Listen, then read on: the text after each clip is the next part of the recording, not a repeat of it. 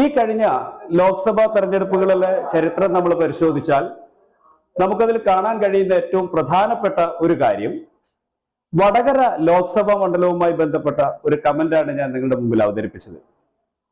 വടകര ലോക്സഭാ മണ്ഡലം 1957 മുതൽ ഇന്ത്യയിലെ പൊതു മണ്ഡലമായിട്ട് തന്നെ നിലനിൽക്കുന്ന ഒരു ലോക്സഭാ മണ്ഡലമാണ്.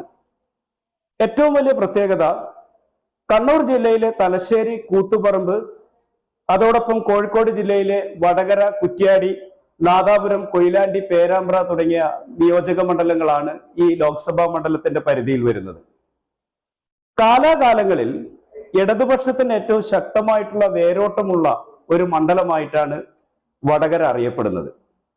വടകരയുടെ ഏറ്റവും വലിയ സവിശേഷത എന്ന് പറയുന്നത് നിയമസഭാ മണ്ഡലങ്ങളിൽ ബഹുഭൂരിപക്ഷവും വളരെ ഉയർന്ന മാർജിനിൽ തന്നെ ഇടതുപക്ഷ